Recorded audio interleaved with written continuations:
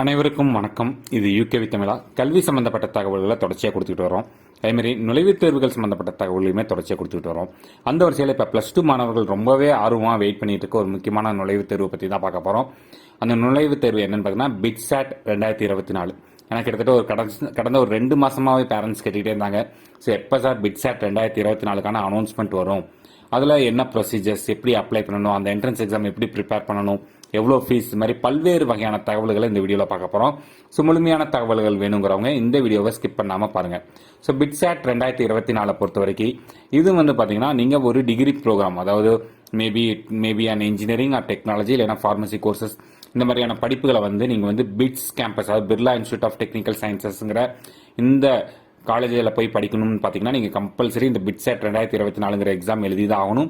இந்த பிட்ஸ் பிலானி அப்படிங்கிறது பார்த்தீங்கன்னா பிட்ஸுங்கிற காலேஜுங்கிறது 3 இடங்கள்ல இருக்குது. ஒன்று பார்த்தீங்கன்னா பிலானி கேம்பஸ் ராஜஸ்தான், இன்னொன்று கோவா கேம்பஸ் அண்ட் ஹைதராபாத். இந்த 3 கேம்பஸஸ்ல இருக்குன்னு சொல்லியிருக்காங்க. அதுபோக இப்போ மும்பையில் வேற பிளான் பண்ணியிருக்காங்க. ப்ளஸ் நம்மளுக்கு துபாயிலையும் இருக்குங்கிறாங்க. ஸோ இதை பொறுத்த வரைக்கும் இவங்க என்னென்னலாம் விஷயங்கள்லாம் ப்ரொவைட் பண்ணுறாங்க அப்படின்னு பார்த்தீங்கன்னா 3 கேம்பஸில் ப்ரொவைட் பண்ணுறாங்க. ஸோ என்னன்னு பார்த்தீங்கன்னா ஃபர்ஸ்ட் பிலானி கேம்பஸை பொறுத்த வரைக்கும் பிஇல பார்த்தீங்கன்னா chemical engineering, civil engineering, computer science engineering, electrical and electronics and instrumentation, ECE, mathematics and computing, mechanical, manufacturing இதெல்லாமே கொடுக்குறாங்க. அது போக பிஃபார்ம் கோர்சஸ் கொடுக்குறாங்க. அது இல்லாமல் இன்டகிரேட்டட் எம்எஸ்சி ப்ரோக்ராம்ஸுமே கொடுத்துக்கிட்டு இருக்காங்க. அதே சமயத்தில் கோவா கேம்பஸில் பார்த்தீங்கன்னா அகைன் பிஇல chemical, computer science, ECE, triple E, ENI, mathematics and computing, mechanical கொடுக்குறாங்க. இன்டகிரேட்டட் எம்எஸ்சி இதில் பார்த்தீங்கன்னா biological sciences, chemistry, economics, mathematics and physics கொடுக்குறாங்க. ஹைதராபாத் கேம்பஸை பொறுத்த வரைக்கும் நம்மளுக்கு இன்ஜினியரிங்கில் கிட்டத்தட்ட சேம் டிட்டோ தான். வாட் எவர் மற்ற 2 கேம்பஸில் கொடுக்குறாங்க அதே தான் கொடுக்குறாங்க. எம்எஸ்சியை பொறுத்த வரைக்கும் biological sciences, chemistry, economics, maths and பிசிக்ஸுங்கிறது சொல்லியிருக்கிறாங்க. அதுமாதிரி எம்எஸ்சி ஜாயின் பண்ண விரும்புகிறவங்க பார்த்தீங்கன்னா டூயல் டிகிரியாக கன்சிடர் பண்ணுறாங்க. ஸோ அதுவுமே நம்ம ஜாயின் பண்ணிக்கலாம் அப்படிங்கிற மாதிரி சொல்கிறாங்க. அதுபோக இதுக்கு முக்கியமான எலிஜிபிலிட்டி கிரைட்டீரியா என்ன வச்சிருக்காங்கன்னு பார்த்தீங்கன்னா நீங்கள் இன்ஜினியரிங் சம்மந்தப்பட்ட கோர்சஸை பிட்ஸ் காலேஜஸில் படிக்கணும்னு பார்த்தீங்கன்னா நீங்கள் கம்பல்சரி 12th பார்த்தீங்கன்னா physics, chemistry and maths compulsory எழுதிருக்கணும். இங்கிலீஷ்லையுமே நல்ல நாலேஜ் வேணும் அப்படின்னு சொல்கிறாங்க. அதே மாதிரி பிஃபார்மை பொறுத்த வரைக்கும் அவங்க கம்பல்சரி கேட்கறது ஃபிசிக்ஸ், கெமிஸ்ட்ரி அண்ட் பயாலஜி, இதுதான் கம்பல்சரி வேணுங்கிறாங்க. At the same time physics, chemistry, maths இருக்கவங்களும் அப்ளை பண்ணுங்க அப்படிங்கிற மாதிரி சொல்றாங்க. அதே மாதிரி மினிமம் எலிஜிபிலிட்டி அவங்க வச்சிருக்கிறது குறைஞ்சபட்சம் நீங்கள் 12th ஒரு 75% அக்ரிகேட் மார்க்னா இப்போ ஒன்று நீங்கள் ஃபிசிக்ஸ், கெமிஸ்ட்ரி, மேக்ஸ் எழுதுறீங்கன்னா அந்த 3ஓட மார்க்கை மட்டும் டோட்டல் பண்ணி அதில் நீங்கள் 75% வாங்கியிருக்கீங்களா அப்படிங்கிற ஒரு விஷயத்தை பார்ப்பாங்க. அப்படி இல்லைன்னா ஃபிசிக்ஸ், கெமிஸ்ட்ரி, பயாலஜி மட்டும் வச்சு நம்மளுக்கு என்ன பண்ணுறாங்கன்னு பார்த்தீங்கன்னா நம்மளுக்கு 75% வாங்கியிருக்கீங்களான்னு கேட்குறாங்க. அதே மாதிரி இன்னொன்று விஷயம் என்ன சொல்கிறாங்கன்னா போர்டு டாப்பர்ஸ்க்கு டைரக்ட் அட்மிஷன் அப்படிங்கிற மாதிரி சொல்லியிருக்காங்க. ஒரு ஸ்டேட் லெவல் ரேங்க் வாங்கியிருக்கீங்க, சென்ட்ரல் லெவல் ரேங்க் வாங்கியிருக்கீங்க அப்படிங்கிற பட்சத்தில் நீங்கள் டைரெக்டாகவே அட்மிஷன்ஸ் போட்டுக்கலாம் அப்படிங்கிற மாதிரி சொல்கிறாங்க. இது முழுக்க ஆன்லைன் டெஸ்ட் தான், கம்ப்யூட்டர் பேஸ்டு ஆன்லைன் டெஸ்ட் தான் நடத்த போகிறாங்க. அதே மாதிரி இந்த டெஸ்டானது பார்த்தீங்கன்னா 2 செஷனாக நடக்கும். செஷன் 1, செஷன் 2ன்னு சொல்லுவாங்க. நீங்கள் செஷன் 1 எழுதணும்னாலும் எழுதிக்கலாம், செஷன் 2 எழுதணும்னாலும் எழுதிக்கலாம். இல்லை 2 செஷனுமே எழுதணும்னு விருப்பப்படுறவங்க 2க்குமே சேர்த்து அப்ளை பண்ணிக்கலாம்னு சொல்கிறாங்க. ஸோ இப்போ 2 செஷனுமே எழுத விரும்புகிறவங்களுக்கு எவ்வளோ ஃபீஸ் சார் அப்படின்னு பார்த்தீங்கன்னா மேல் கேண்டிடேட்டுக்கு 5400 ரூபீஸும், ஃபீமேல் கேண்டிடேட்டுக்கு பார்த்தீங்கன்னா 4400 ரூபீஸும் சொல்லியிருக்காங்க. அதே நீங்கள் ஒரு செஷன் மட்டும் எழுதுறீங்கன்னா மேலுக்கு பார்த்தீங்கன்னா 3400ம், ஃபீமேலுக்கு பார்த்தீங்கன்னா 2900 மட்டும் போதும் அப்படிங்கிற மாதிரி சொல்லியிருக்காங்க.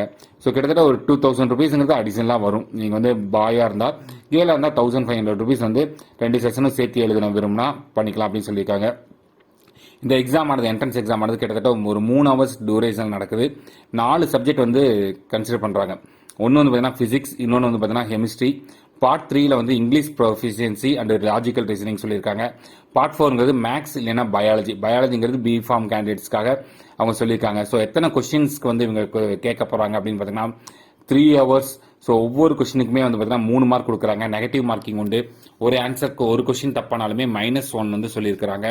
ஸோ ஃபிசிக்ஸில் 30 கொஸ்டின், கெமிஸ்ட்ரியில் 30 கொஸ்டின், பார்ட் 3ல் English proficiency 10 question, logical reasoning 10 question, part 4ங்கிறது மேக்ஸ் இல்லைன்னா பயாலஜி, 2ல் ஏதாவது ஒரு சப்ஜெக்டில் பார்த்தீங்கன்னா 40 கேள்விகள், மொத்தம் 130 கேள்விகள் சொல்லியிருக்காங்க. இந்த 130 கேள்விகளுக்கு தான் இவங்க என்ன பண்ண போகிறாங்க அப்படின்னு பார்த்தீங்கன்னா டெஸ்ட்டுங்கிறது கண்டக்ட் பண்ணுறாங்க. சரிங்களா? ஸோ இதுதான் விஷயம். ஸோ இது போக நெகட்டிவ் மார்க்கிங்கும் இருக்குங்கிற மாதிரி சொல்லியிருக்காங்க. இதை தவிர்த்து வேற வந்து சிலபஸ் எல்லாமே அவங்களே கொடுத்துருக்காங்க. ஸ்கோர் ரிப்போர்ட் எல்லாமே எக்ஸாம் முடிச்ச உடனே நீங்கள் வெளியே வந்து டவுன்லோட் பண்ணிக்கலாம் அப்படிங்கிற மாதிரி இவங்க வந்து சொல்கிறாங்க. அதுக்கப்புறம் அந்த ஸ்கோர்ஸை பேஸ் பண்ணி தான் இவங்க என்ன பண்ணுறாங்க அப்படின்னு பார்த்தீங்கன்னா மெரிட் லிஸ்ட்டுங்கிறது நம்மளுக்கு கொடுக்குறாங்க.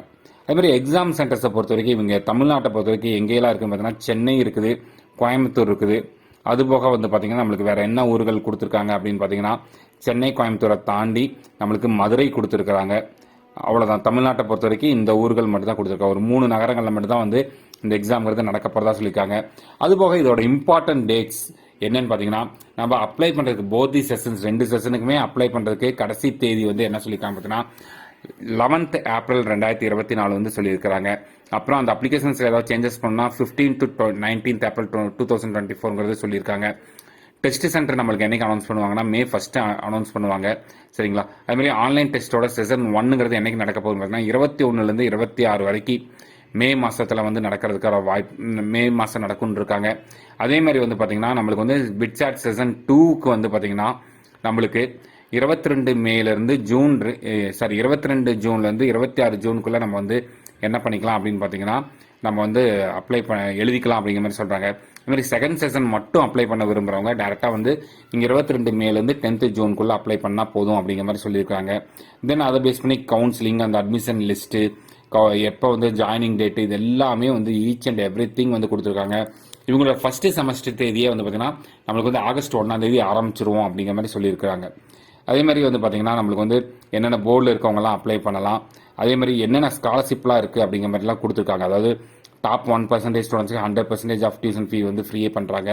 அடுத்து 2% ஸ்டூடெண்ட்ஸ்க்கு வந்து பார்த்தீங்கன்னா 40% ஆஃப் டியூஷன் ஃபீஸுங்கிறது பண்ணுறாங்க அப்படிங்கிற மாதிரி சொல்லியிருக்காங்க. நிறைய விஷயங்கள் கொடுத்துருக்காங்க. ஸோ நீங்கள் என்ன பண்ணணும் பார்த்தீங்கன்னா ஃபஸ்ட்டு பிட்சாட்ங்கிற இந்த ப்ரௌச்சரை, அதாவது பிட்ஸோட வெப்சைட்டில் போயிட்டு பிட்சாட் 2024ங்கிற இந்த ப்ரௌச்சரை டவுன்லோட் பண்ணுங்கள். இதில் சிலபஸ் முதற்கொண்டு ஒவ்வொரு ஃபிசிக்ஸ், கெமிஸ்ட்ரி, மேக்ஸ், பயாலஜி இல்லை என்னென்ன சிலபஸ் கவர் பண்ணியிருக்கோம் எல்லாமே வந்து பார்த்திங்கன்னா அவங்க கொடுத்துருக்குறாங்க. ஸோ எப்பயுமே நம்ம வந்து ஒரு அப்ளிகேஷன் அப்ளை பண்ணுறவங்களுக்கு நான் தெளிவாக ஒரு விஷயங்கள் சொல்லுவேன். மொபைலில் மட்டும் பண்ணவே வேண்டாம். மொபைலில் பண்ணுறது ஈஸின்னு நினச்சி பண்ணுறோம். பட் என்னை பொறுத்த வரைக்கும் நான் எப்பயுமே ப்ரிஃபர் பண்ணுறது ஒன்று டெஸ்க்டாப் எடுத்துக்கோங்க, இல்லைன்னா லேப்டாப் எடுத்துக்கோங்க, அதில் வச்சு பண்ணுங்கள். அதுமாதிரி ஒரு அப்ளிகேஷன் அப்ளை பண்ணுறதுக்கு முன்னாடி அதில் என்னென்ன கேள்விகள்லாம் கேட்டிருக்காங்கிறத வந்து நம்ம வந்து ஃபஸ்ட்டு ஒரு செக்லிஸ்ட் வச்சுக்கிட்டு அதுக்கடுத்து நீங்கள் என்ன பண்ணலாம் அப்படின்னு பார்த்தீங்கன்னா நீங்கள் வந்து அப்ளை பண்ண ஆரம்பிக்கலாம். அதேமாதிரி இந்த மாதிரியான ப்ரௌச்சர் இப்போ நான் உங்களுக்கு காமிச்சிட்டு இருக்கிறது வந்து பார்த்தீங்கன்னா அதோட இன்ஃபர்மேஷன் ப்ரௌச்சர். அந்த இன்ஃபர்மேஷன் ப்ரௌச்சரை வந்து டவுன்லோட் பண்ணிக்கோங்க. எந்த ஒரு கவுன்சிலிங் அப்ளை பண்ணுறதுனாலும் சரி, எந்த ஒரு என்ட்ரன்ஸ் எக்ஸாம் அப்ளை பண்ணுறதுனாலும் சரி, ப்ரௌச்சரை டவுன்லோட் பண்ணி அதை பேஸ் பண்ணி அப்ளை பண்ண ஆரம்பிங்க. இது மாதிரி கண்டினியூஸாக உங்களுக்கு வந்து பார்த்தீங்கன்னா என்ட்ரன்ஸ் எக்ஸாம் பற்றின தகவல்கள், கல்லூரி பற்றின தகவல்கள், கவுன்சிலிங் சம்மந்தப்பட்ட தகவல்கள் வேணுங்கிறவங்க யூகேவி தமிழாங்கிற அந்த யூடியூப் சேனலை சப்ஸ்கிரைப் பண்ணுங்கள். மற்றும் இந்த வீடியோ உபயோகமானதாக இருந்துச்சுன்னா இந்த வீடியோவை உங்கள் நண்பர்களுக்கு ஷேர் பண்ணுங்கள். மற்றும் பர்டிகுலராக 12th ஸ்டாண்டர்ட் படிச்சுட்டு இருக்க மாணவர்களுக்கு வந்து இந்த வீடியோ ஷேர் பண்ணுமாறு கேட்டுக்கொள்ளப்படுகிறது. மிகவும் நன்றி.